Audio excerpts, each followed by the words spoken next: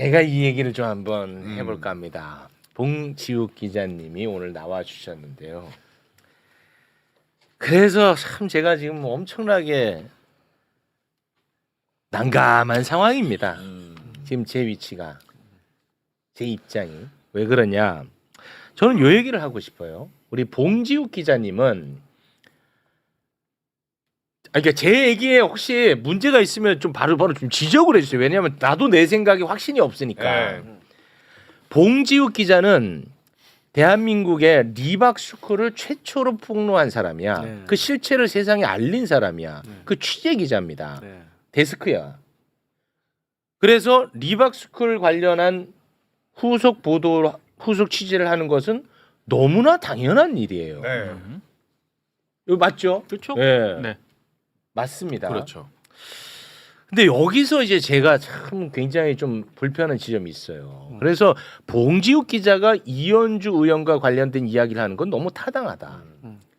그런데 저는 좀 불편감이 좀 있어요. 이 이슈를 다루는 게. 왜냐하면 지난 합당 관련 이슈가 터졌을 때 합당을 찬성한 측에서 이현주 의원이 미웠을 거 아니겠습니까? 네. 그 미운 마음의 결과물로 과거의 영상이 공개된 측면이 저는 있다고 봅니다. 그럼 뭐 내심의 의사는 모르니까 저는 서로 그렇겠지 서로. 있다고 네, 보거든요. 그래서 이거를 다루면 마치 거기에 동조하는 사람 같은 거예요, 제가. 이제 그런 좀 불편감이 있어. 그럴 수 있죠. 근데 그 영상을 본 이상 문제 의식은 또 제가 굉장히 강하게 갖고 있거든요. 네. 그러니까 또 안 다루는 것도 또 애매한 측면이 있는데 이걸 참 어떻게 해야 될 것인가. 그래서 그때 한번 했으니까 나는 이제 좀 그만하면 어떻겠나 이런 생각을 또 하는데 이렇게 되면은 또 나는 취재 기자 입틀막 가는 게 또 되거든요. 어떻게 해야 되나요? 진짜 뭔가 고민이 진짜. 많나 보네. 난 정말 이게 머리가 아파. 매불쇼에서 그간에 최욱 씨가 계속 표방했던 게 의견을 다 들어야 된다. 맞습니다. 그리고 듣고 보시는 분들이 판단하는 거다. 맞습니다. 이 저도 말씀을, 포함됩니다, 거기에는. 하는 거잖아요. 네. 그리고 그 의견이라고 하는 거는 그냥 단순히 자기 주장만 남발하는 게 의견이 아니고 네.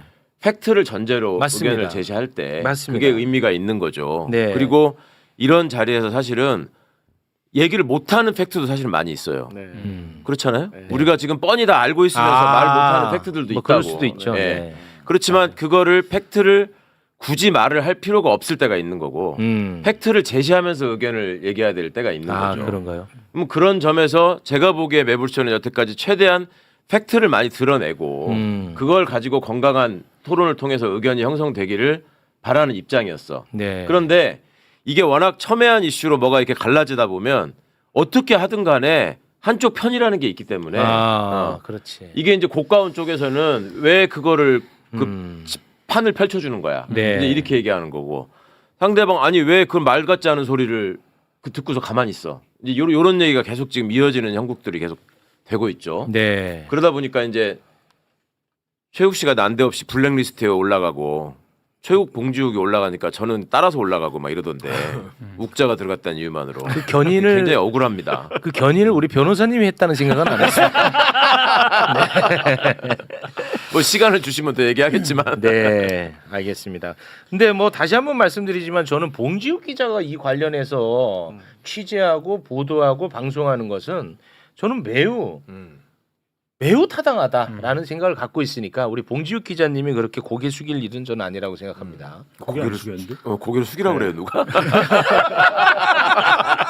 아니 저는 어찌됐든 현재 여당의 수석 최고 전문위원이니까 역사관 대해서 의문이 생겨서 그 입장을 사실은 본인이 여기 나오셔서 일정 정도 유감과 사과를 표했으면 끝났을 일이라고 생각을 하는데 그날 나와서 얘기하신 걸 들으니까 사실은 제가 그 얘기를 처음 꺼냈을 때 영상 한두 개 보고 그렇게 얘기를 했겠습니까?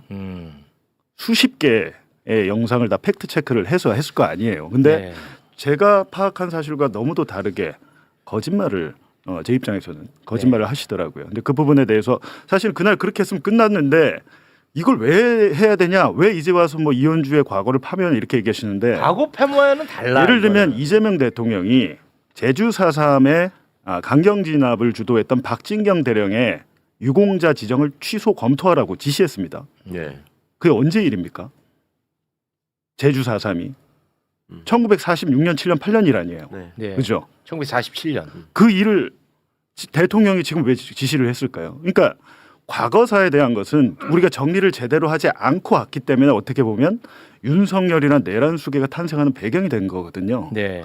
그러니까 이 역사관의 문제는 뭐 이렇게 내가 그때 보수 진영이 있었다고 해서 이승만을 좋아하는 청중이 있다고 해서 그렇게 얘기하면 되지 않는 것이죠. 바뀔 수는 예. 없죠. 역사관은. 예. 네. 그런 부분에서 본인이 또 하신 말에 대해서 정치인으로서 책임을 지면 되는 것이죠. 제가 만약에 허위 사실을 보도했다면 그건 제가 책임지면 되고요. 그렇습니다. 네.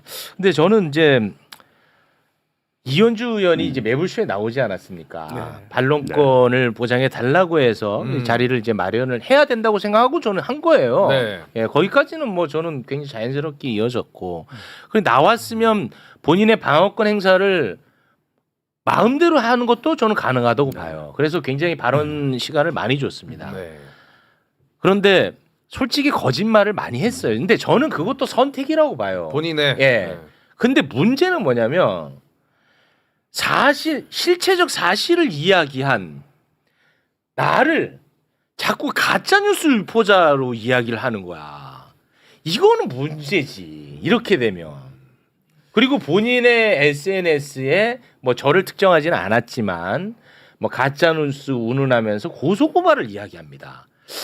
저는 그러다 보니까 지금도 최욱 너 빨리 지금 사과하라고 이현주한테 지금도 올라와요. 그래서 이게 나는 참 이게 곤혹스러워. 아니 그러면은 내가 이거를 팩트 체크를 하려면 나는 또 영상을 틀고 또 이현주 의원이 발언한 걸 영상을 또 틀면 오늘도 사실 이게 준비가 돼 있어. 이거 두 개 딱 틀면 끝나요, 사실. 그렇죠. 예. 예. 이게 참 내가 이게 좀 그래. 네. 아무튼 상황이 뭘 봐 임마 너.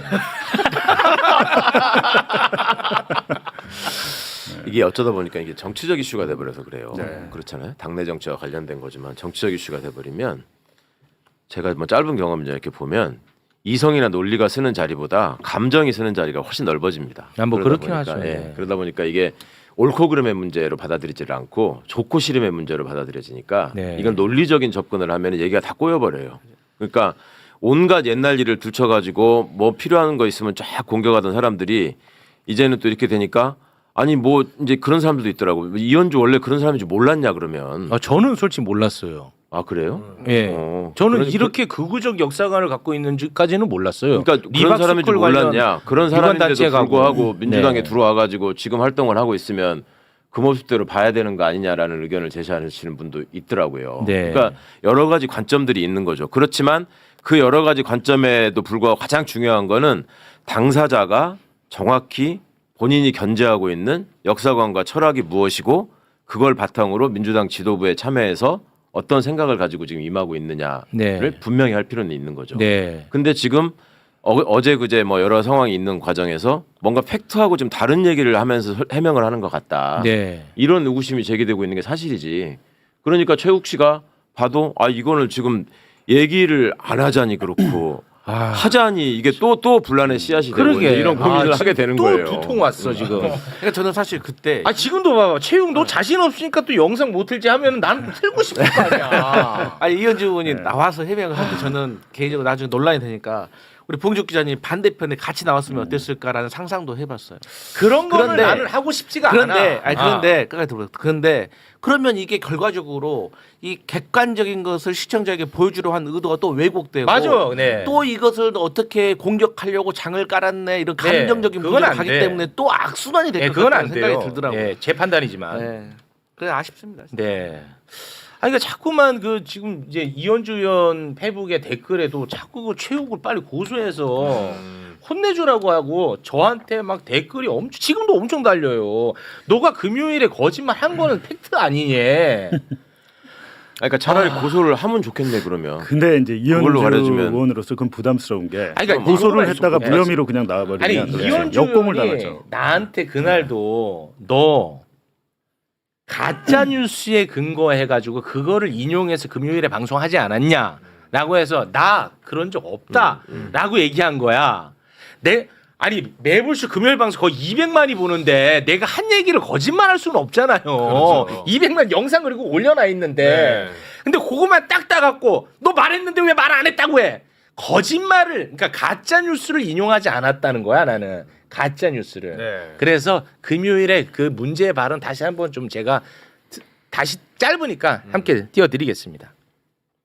내가 좌파 쪽에 좀 가서 이들을 좀 포섭을 해서 데리고 올 테니까 너무나 욕하지 마라. 그런 발언도 있어요. 그 발언이 있더라고. 고성국 TV에 네, 내가 지금 파일을 키우는 거다. 이거는 사실 해명은 좀 필요한 부분이 있다고 봅니다. 아니 그렇죠. 자, 요거는 이제 고성국 TV에서 과거에 했던 발언을 제가 이제 서머리에서 말씀을 드렸던 건데 네. 이게 거짓말일 수가 없어요. 왜냐? 고성국 TV에서만 이런 식의 발언을 한 게 아니야. 그래서 오늘은 더 노골적으로 관련 발언을 한 게 또 있어. 그거 함께 보겠습니다. 제 얘기는 상대를 계속 분열시켜야 된다는 얘기를 하는 거지. 선거는요 구도가 제일 중요해요. 그 패싸움을 하려면 이게 이제 이걸 잘 갈라치기를 해갖고 구도를 잘 만들어야 되는데 기본적으로 뭐냐 구도에서 제일 중요한 게 나는 뭉치고 상대는 분열시킨다. 뭐 이런 거 아니겠어요, 그죠? 상대는 계속 분열시켜야 되는 거죠. 그래서 제가 아까 호남 얘기를 한 게 또 그게 무슨 거짓말이 아니에요. 사실이니까. 그래서 사람들한테 진실을 알려주고 그래서 우리가 뜯어서 갈라치기 해서 우리 편으로 끌어들일 수 있는 사람들 끌어들이고 그 다음에 저쪽을 갈라치기 해서 최소한 만든다. 이런 거 아니겠어요? 전략으로는 맞는 말이네. 아, 전략으로는. 아니, 뭐 정치는 권력 투쟁이니까 네. 저는 뭐 사실은 저런 발언들은 보수 진영에 있었을 때 저런 말을 할 수 있다고 생각해요. 제가 문제 삼는 부분은 저 얘기가 아니에요. 네. 그렇죠. 순수하게 역사관에 대한 이야기고 네, 이현주 맞아요. 의원이 무슨 거짓말을 했는지 제가 오늘 알려드리려고 하는 게 그날 와서 이제 얘기 주장이 딱 두 개예요. 나 손효숙 리박스쿨 대표 모른다. 그리고 두 번째는 나 리박스쿨 안 갔다. 네. 모르고 안 갔다. 나는 이승만 학당 갔어. 이승만 관련 거기 가서 그렇게 한 거야. 라는 거잖아요. 근데 방금 보신 영상이 리박스쿨 강연장입니다. 그렇죠. 네. 저게 맞습니다. 2019년 6월 7일인데 손효숙 대표를 모른다 그랬죠. 6번 영상 한번 틀어주세요. 그만 들어 이제. 리박스쿨. 아 그래서 하지 말라 했잖아. 이현주 의원 지지자들이 이렇게 하면 안 돼요. 이범 씨는 누구예요? 이거 끝나고 설명. 네. 사이에 네네 이걸로 지금 저때 2019년에 리박스쿨 프리덤 칼리지 그러니까 손효숙 대표가 두 개를 했는데 같은 거예요. 프리덤 칼리지 장학회가 있고 리박스쿨이 있고 난 프리덤 갔지 리박 간 거 아니야 이렇게 얘기를 하고 있잖아요. 네. 그게 아니고 2017년 6월에 손효숙 대표가 공무원을 정년퇴직하고 이희범을 만나가지고 프리덤 칼리지 장학회를 만들어요. 도움을 받아서. 그래서 저기 만든 거예요. 저기 서울 종로구에 있는 제1빌딩입니다. 같은 층에 고성국도 있고 이희범도 있고 손효숙도 있고 다 있는 거예요. 근데 프리덤 칼리지 장학회를 만들고 리박스쿨을 따로 만든 게 아니고 처음에 장학회 활동을 하면서 리박스쿨로 역사교육 프로그램을 한 겁니다. 프로그램. 예를 들면 민주연구원 네, 민주당의 그 교육연수원 있잖아요. 네. 그런 개념이에요. 교육연수원이 민주당입니까 아닙니까? 민주당이 다른 데입니까? 같은 데죠. 그러니까 제가 드린 말씀이 아까 지금 플래카드에도 보면 프리덤 칼리지 장학회 리박스쿨 프로그램의 한 강연자로서 이현주 당시 무소속 의원이 강연을 한 거죠. 근데 안 갔다 그랬잖아요. 네. 손효숙 대표 모른다 그랬잖아요. 네. 근데 전날 사회를 손효숙이 보고 손효숙이 발언도 하고 두 분이 보니까 하여튼 제가 그놈 전날 한 번 갔으니까 내가 몰랐을 수도 있어. 뭐 이렇게 또 생각이 들잖아요. 근데 먼저 손효숙 대표가 리박스쿨에 대해서 어떻게 얘기했는지 저게 2019년 6월 영상이고 한 달 뒤에 손효숙 대표가 바로 저 강연장에서 8번 영상 보시면 그만 좀 틀어. 리박스쿨에 대해서 한번 설명하는 게 있어요. 단공 자유수호를 위한 애국전사 청년인재 양성, 근현대사 교육 확산으로 역사지킴이 배출, 이승만 박정희 리더십 교육의 리박스쿨 운영 등은 미약하지만 장악해온 모든 분들이 중단 없이 눈물로 씨를 뿌린 열매이고 또 기쁨의 열매이고 또 그 비전입니다. 역사교실에서 탄생된 또 역사지킴이, 구국인재 양성의 산실이 된 리박스쿨. 여러분들 이 자리가 리박스쿨인 건 눈치채셨죠? 네. 어떻게 하셨습니까? 예, 여기 오른쪽에 여기 오른쪽에 보니까 전부 다 이승만 대통령의 생애와 업적에 대해서 다 저희가 또 게시를 했고요. 여기 왼쪽은 박정희 대통령의 생애와 업적. 바른 역사 문화를 배우기 위해 교육에 적극 참여한다. 나는 시간과 재능과 소득을 애국을 위해 기꺼이 사용한다. 여러분 와주신 모든 분들 진심으로 환영하고 사랑과 감사의 마음을 전합니다. 감사합니다. 끊어주시고요. 그러니까 리박스쿨이 별도의 당시엔 단체가 아닌 게, 리박스쿨은 사실은 저희가 작년에 보도했을 때도 사업자 번호가 없습니다. 리박스쿨은 실질적으로는 글로리 사회적 협동조합이라는 별도의 단체를 냈는데 2019년까지 저 장학회와 리박스쿨은 당연히 한 단체예요. 한 몸 프로그램이었고 2020년에 손효숙 대표가 장학회를 다른 분한테 넘겨요. 대표를. 그리고 나서 난 리박스쿨만 해야겠다. 본격적으로 시작한 건 2020년이겠죠. 그러니까 저때 당시만 해도 난 저기 프리덤 칼리지를 가질 리박스쿨을 간 게 아니야. 이 말이 성립이 안 되는 거예요. 리박스쿨 프로그램 강연을 갔을 때니까. 네, 분리가 안 됐을 때니까. 네. 그런데 내가 딱 한 번 가가지고 기억도 잘 안 나고 그럴 수 있잖아요. 나는 그때 당시 딱 한 번 가서 오래돼서 기억이 안 날 수 있잖아요. 9번 사진 한번 보여주시죠. 사진. 2018년 12월에 그러니까 이제 2018년에 이미 이현주 의원은 저 제1빌딩 리박스쿨이 있는 프리덤 칼리지 장학회에 있는 저곳 같은 그 강연장이에요. 같은 장소. 같이 가서 사진 찍었잖아요. 행사하고. 수시로 드나들었던 걸로 보이는 겁니다. 근데 제가 볼 땐 손효숙 대표도 손효숙 대표지만 저기서 정말 그 핵심적인 인물은 이희범 씨죠. 이희범이 누구냐고 했을 때 이희범은 MB 때 댓글 공작 했잖아요. 댓글 공작 해가지고 그때 당시에 그 청와대에서 기업들에 압력 넣어가지고 지원해줘라 그래갖고 뭐 2억 3억씩 돈 받아가지고 댓글 공작하고 국정원 댓글 공작 관련된 분 처벌받은 분이에요. 네. 근데 저분이 2017년 박근혜 탄핵 이후에 활동을 재개합니다. 그러면서 리박도 생기고 프리덤 칼리지도 생기고 뭐 그런 거예요. 근데 그렇다면 이제 어떻게 연결이 될까라고 보면 제가 볼 때는 손효숙을 모를 수가 없잖아요. 지금 여러 번 같이 만나서 네네, 사진 제출을 했기 반복적으로. 때문에. 근데 이희범 씨와 그러면 이현주 당시 의원은 무슨 관계냐? 제가 볼 때는 사실은 이희범 씨한테 또 이명수 기자 전화를 걸었더라고요. 그 내용은 제가 이제 그런 것까지는 하지 않겠습니다. 네네. 네, 그런 것까지는 하지 않겠는데 일단은 이희범 씨가 이현주 당시 의원의 출판 기념회에 가서 나는 이현주와 연대해서 함께 싸운다는 발언을 한 게 있어요. 5번 영상 한번 보시죠. 몇 개가 영상 많네. 지금 영상 한 20개 아이 있는데 그만 해. 저기 사무실에 강의로 오셔갖고 우리 연대합시다. 독불 장군 아무리 큰 힘을 갖고 있어도 홀로의 힘 갖고 세상을 이제 악의 세상을 바꿀 수가 없다. 연대합시다에서 지난 7월 8일 날 우리 원전 관련해서 청와대에서 첫 집회를 했습니다. 아 싸움 좀 할 줄 알아요? 민심이 천심이고 그 천심 민심을 읽을 수 있는 그 사람이 훌륭한 정치인이 될 수 있는데 이 시대에 그 민심을 읽을 수 있는 유일한 힘을 능력을 갖고 있는 사람이 이현주다. 네, 요거는 제가 좀 정리를 한번 하고 가겠습니다. 네. 과거에 누군가의 말 실수를 파묘하는 것 아닙니다. 저는 그런 것에 대해서 반대합니다. 자, 그리고 사상 검증하는 거 그거 아닙니다. 저는 그런 것에 대해서 반대합니다. 이것은 좀 다른 성격이 있는 거예요. 극우적 역사관 이거는 문제가 있잖아. 왜냐 책임 있는 정치인이니까. 그렇죠. 또 하나 여론 조작 의혹이 있는 단체와의 연관성이야. 이것도 굉장히 범죄성이 있는 거니까 중요한 겁니다. 그리고 거짓말을 하는 것 이거는 팩트 체크의 영역에 들어가는 거예요. 네. 그렇기 때문에 봉지욱 기자가 하는 거는 타당해. 내가 하는 건 나는 잘 모르겠어 아직도. 그러니까 이희범 저 대표가 얘기한 게 뭐냐면 당시에 이제 이현주 의원 개인이 한 게 아니고 이분이 2019년에 행동하는 자유시민이라는 단체를 만들어요.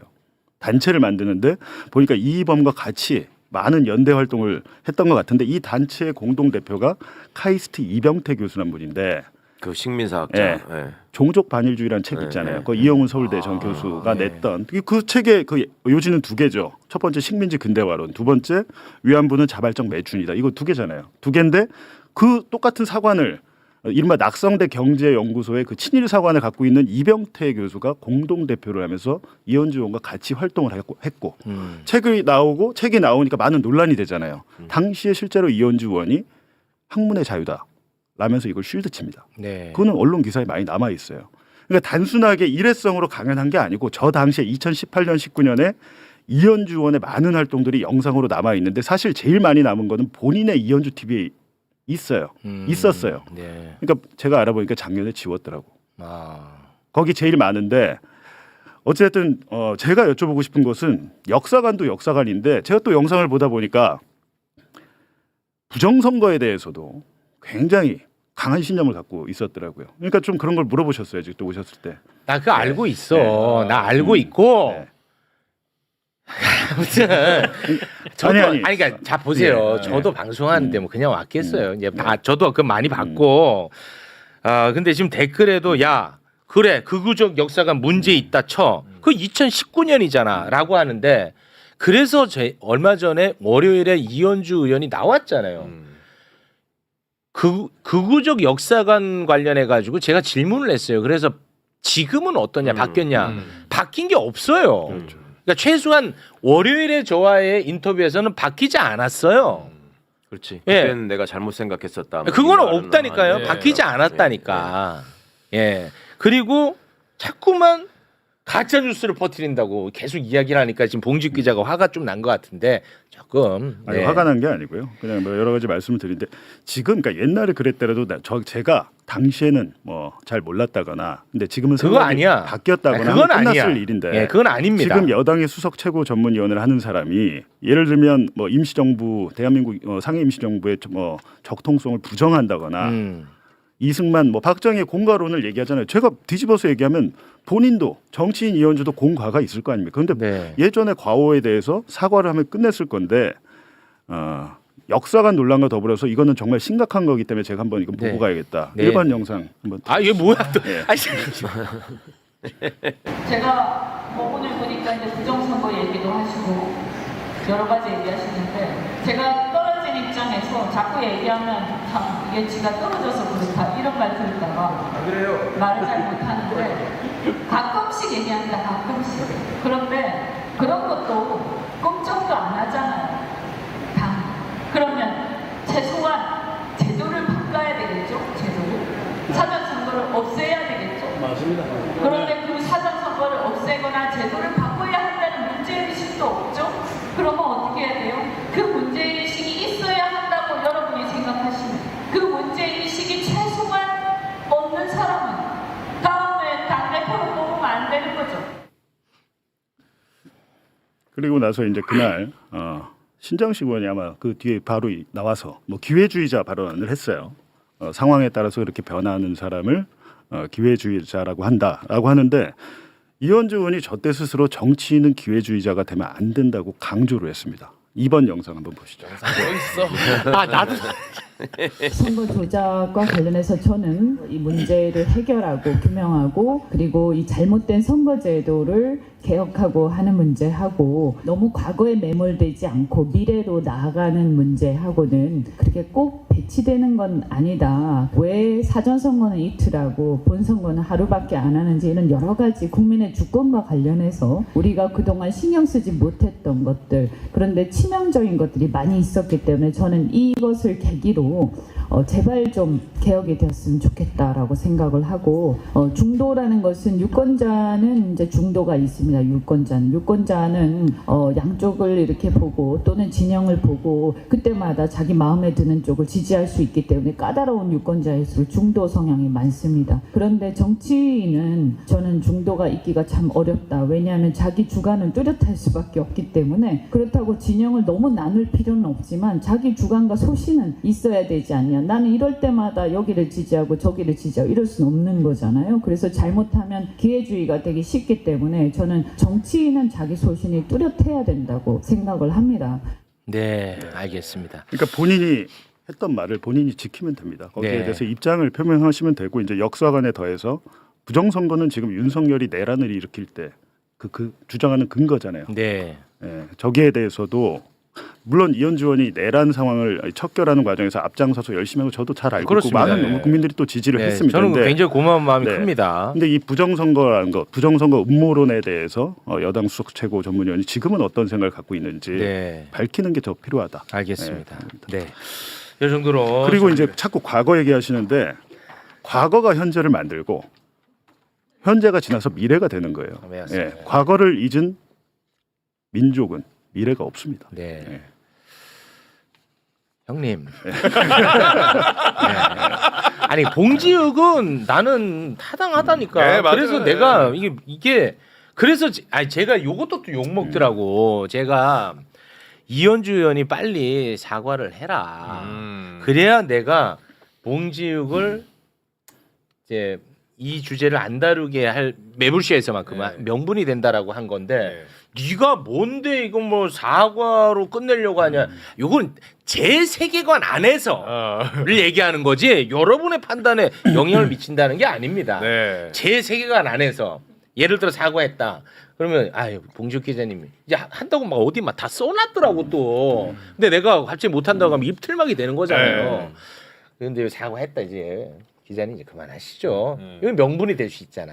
그런 거지. 제가 뭐 사과하면 끝 뭐 이렇게 말한 적 없습니다. 이 정도로 정리하겠습니다. 가 이제. 머리 아파. 머리 아파. 형님이라고 처음 불러본 것 네, 같은데. 형님. 네. 그러니까 저도 당연히 기분이 좋지 않죠. 네. 좋지 않은데 뭐 어떡합니까? 이거를 알게 된 이상 말을 할 수밖에 없는 그러니까 것이고. 그거는 물어볼 수밖에 맞아요. 없잖아요. 네, 맞아요. 네, 또 기자는 질문하는 것이고 네. 정치는 답변을 해야 되는 것이죠. 그렇습니다. 네, 알겠습니다. 이게 뭐 과거에 뭐 누구를 좋아하니 싫어하니의 문제가 아닙니다. 이거는.